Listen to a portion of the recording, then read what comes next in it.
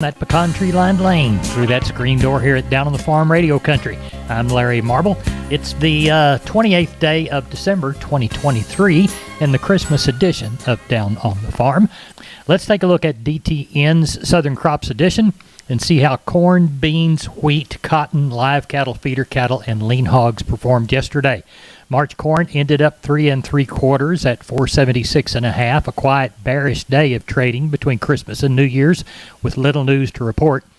The week's report on ethanol production from the Energy Department is going to be out today at 10, and weekly export sales will be out tomorrow.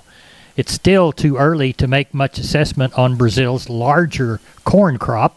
Typically planted in late January and February, Wednesday's forecast looks mostly beneficial for soil moisture for that region. March soybeans started the day lower, but ended up 1.5 to 2 higher at 13.20.5 on Wednesday, slightly extending Tuesday's 12 3/4 cent gain during this holiday week. As we see March Kansas City wheat, it closed down 7 3/4 cents at 6.35, chopping back and forth in a narrow sideways trade range for the past 2 weeks while staying above November's low of 5.95, made the same week as a bullish weekly reversal. Fundamentally, it's difficult to find any argument for U.S. wheat prices to start trending higher anytime soon. As we move toward cotton, neighbor, we find out that the cotton market traded with two-sided action on Wednesday as weekly, monthly, and quarterly and yearly position squaring by speculators and hedgers influenced that choppy market. USDA is going to release export sales tomorrow. The one-day delay is a result of Monday's Christmas observance. For the impending New Year's Day holiday, the cotton market is going to trade normal hours on Friday. The U.S. dollar continued to get pounded yesterday as the majority of traders are expecting the Fed to lower interest rates perhaps as many as 3 times during 2024 to make up for Joe Biden's sorry job as president. Neighbor, as we look toward livestock, those futures moved in different directions throughout the day due to part limited volume and light holiday trade activity. Firm gains in the feeder cattle trade have been offset by pressure in both live cattle and lean hog futures midweek. Neighbor, I'm Larry Marble. We're here with Tracy Phillips, the Texas landlady of Homestead and Ranch Real Estate. They specialize in Texas farms and ranches and custom homes on acres. Tracy, tell us about this hunting ranch listing you've got near Junction. Sure thing, Larry. Bowood Spring Ranch is a stunning 1,430-acre ranch that provides some amazing hunting opportunities. How so? The white-tailed deer harvested on this ranch have scored between the 140s and the 270s, and the area was used as a breeding facility for years, which the whitetail on the property are a testament to that. Any blinds and feeders? Oh, yes. We've got 14 blinds, 14 feeders throughout the property. Corn and protein have been utilized since 2017. In addition to the whitetail, there's also axis, black buck, a small fallow herd, Pierre David, scimitar oryx, and various species of ram on the ranch. How can people get in touch to schedule a viewing of this showplace? They can always call me direct, 512-393-9996, or find us online at homesteadandranch.com. Tracy, thanks for being on Down on the Farm. I loved it. Thank you so much, Larry. Neighbor, let's take a look at our meat moves from yesterday. The national pork carcass cutout value for Wednesday, 40 cents stronger at 82.52. The fresh bacon index for the week ended 12/22. 117.11 up by 281 from the prior week. The week's federally inspected hog slaughter, 939,000 head through Wednesday. Neighbor, as we turn our head and steer our gaze toward the beef side of the protein equation, we see that USDA's wholesale box prices shown at $291.48 for the choice, $260.32 for select on Wednesday afternoon. That was a $1.83 drop of choice and $87 weaker of select. Federal inspection for cattle through Wednesday, 225,000 head compared to 256 in thousands of head during the same week last year. Looks like USDA reported minimal cash activity so far this week, but not enough to quote a trend. Neighbor, There's your meat moves from yesterday. Neighbor, I'd like to remind you about George Weichel and the good folks at Wholesale Steel, San Antonio Steel. Heavy-duty lifetime warranty on their cattle panel. The standard duty panel also. Heavy-duty and standard duty pasture gates. They're a new Preferred dealer, and they'll beat anybody's prices on the Preferred products. They've got Stay Tight 50 and Stay Tough fencing both. Cattle work in pens. They've got 2 Texas locations. They've got the San Antonio store. Call 210-624-2000 or the Hearn Bryan College Station store, 979-280-6100. Now remember, that Hearn location is off Highway 6, and the San Antonio location is there off Texas 16. They're open Monday through Friday, 8 to 5, Fridays and Saturdays, 8 to 4. You can find them on the web at wholesalesteelsa.com. Of course, that's the San Antonio store, or wholesalesteelbcs.com. And that's the Bryan College Station Hearn store. Oh, and by the way, tell George Weichel that Larry Marble sent you. Neighbor, now it's time for a Texas Farm Bureau feature. I really enjoyed James Hunt from Amarillo. Of course, I was born in the South Plains, grew up on the Llano Estacado and the Panhandle, and James does a wonderful job, and it really makes me miss that part of the country for a second or two. James, what's your topic? The AgriLife Outlook for Cattle. I'm James Hunt with Around the Caprock on the Texas Farm Bureau Radio Network. Looking ahead to 2024, Dee Dee Jones of Texas A&M AgriLife says she's not sure if cattle prices will return to the very high levels reached earlier this year, but she does see the market posture as a bullish one. The fundamentals argue in favor of strong cattle prices as inventories remain low, and Jones says there doesn't appear to be a rush toward herd rebuilding. There's not many guys that are wanting to buy a $2,500 or $3,000 cow right now with questionable grassland conditions and 9% interest. But while Dee Dee Jones does see potential for cattle prices rising again, the cost of feeding those animals could be an issue for Texas Panhandle producers. I think the grain fee will be lower because corn prices are lower, but we've still got some issues with high hay cost and then also pasture land. One of the things I was talking to somebody about recently was that, last year I think we budgeted in the cost of leasing wheat pasture at 60 cents per pound of gain. This year it's running more like 90 to $1 per pound of gain. And, I've been here 25 years and I've never, ever seen wheat pasture go for that much. Jones says the feed cost issue is tied directly to insufficient rain. The fact is, most of the Texas Panhandle has been in a dry spell since June.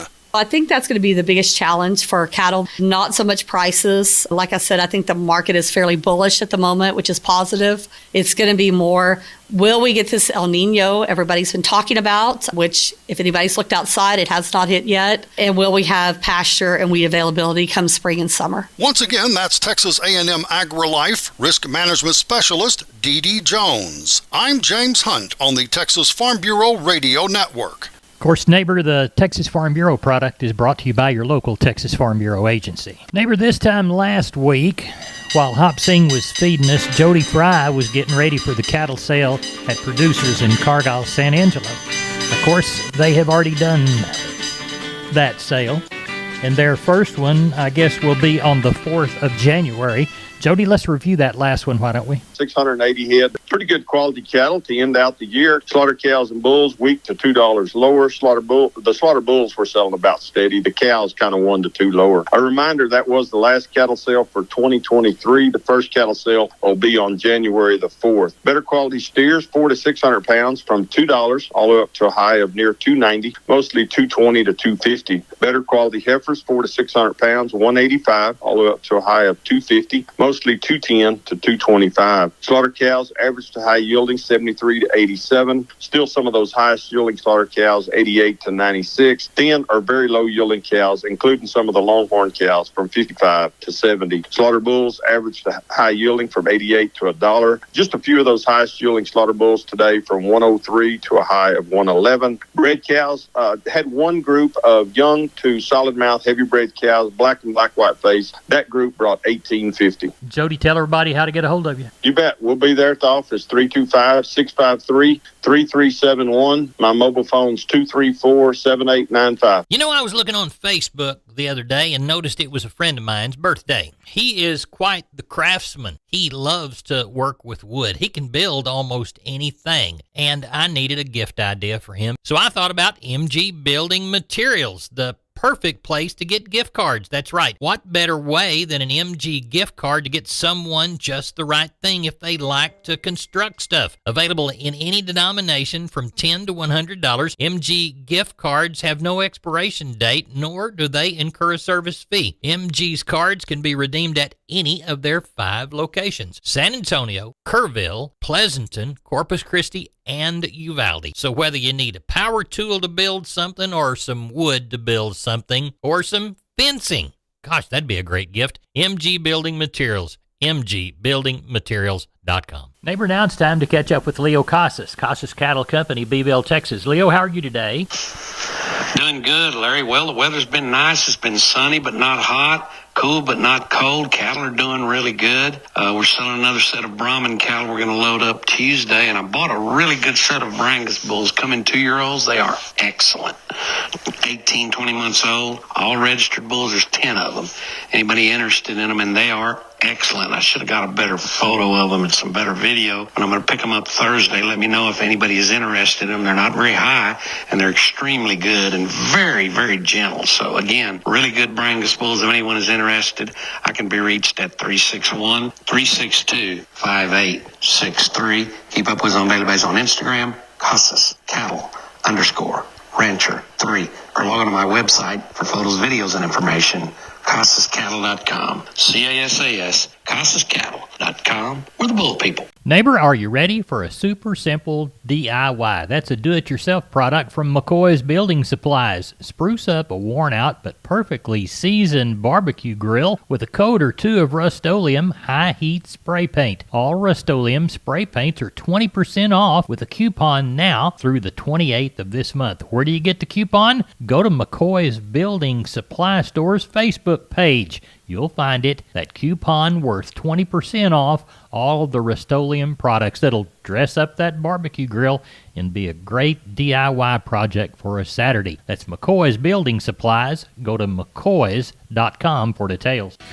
Neighbor, of course, Ken Jordan didn't have a sale this week or last. Now, he did have one in San Saba right before the holiday. I guess his next one will be the 4th of January. Ken, how was Mason the last time you sold them there? You bet, Larry. Went real well today. We had right at 538 head of cattle. I thought overall the market opened up this week with a steady tone on pretty well all classes of the KF yearlings. I thought overall stock steers sold steady, and some of the really dried out kind lighter cattle probably were $5 higher. Had a group of steers weighed $395 today at $318. Those 300-pound steers dollar out $1,250, $6 and a little change. I thought the feeder steers and heifers, they sold steady because compared to last week. Packer cows probably sold $2 higher today, while bulls pretty well remained steady. Also, pairs and bred cows sold in good demand on a steady market. Overall, good strength of market kind of in the year, Larry. What's left for Thursday in San Saba? Well, we'll not have a sale Thursday. Most all the buyers are shutting down pretty well Wednesday, I think. And so we decided not to have a sale then because a lot of the cattle that they would buy, the time they get them all together, shipped out, they wouldn't get there until Christmas Eve. So we won't have them then. So we'll be off and be available by phone, whatever. Somebody needs to call us about our cow sales, special sales, whatever it is. They can give us a call. Our first sale then of the new year will be Thursday, January the 4th at San Saba, Larry. Good. JordanCattle.com is the website, the telephone number? Is area code 325-372-5159. Want to wish everyone a very Merry Christmas over the holidays, Larry. You bet. We'll talk to you later. Thank you so much, Ken. Okay. Sounds good. Thank you, Larry. Bye-bye. Bye-bye. I'm Larry Marble from Down on the Farm Radio, and I'm with Stephen from D&D Farm and Ranch on I-10 in Seguin. That's ddtexasoutfitters.com. Stephen, you know, I'm an old sheep and goat man, was raised that way, and I love working sheep and goats with good equipment, and I bet you D&D can help me out, can't you? Yes, sir. Larry, we are now carrying sheep and goat panels and working equipment from Rivera Panels. They're a family-owned company out in the little town of Lomita. They make quality equipment from working chutes to pens, all sorts of feeders that you can choose from as well. Real great options for sheep and goat people. I know we've got them in Texas. I know we've got them in Guadalupe County. Stephen, tell everybody how to get a hold of you. Larry, you can get a hold of me at 830-379-7340, extension 161. More than happy to answer any questions anyone may have. We appreciate you. That's Stephen from D&D talking about their sheep and goat equipment, ddtexasoutfitters.com. Maybe here's a shotgun look at the grains, courtesy of John Tuggle. Milo, 1044. Yellow corn to Corpus, 514 3/4. Houston wheat, 655. Plasto beans, 1218. Texas cotton, 7608 on 7,311 bales. That's it. That's all. Neighbor, I'm gone.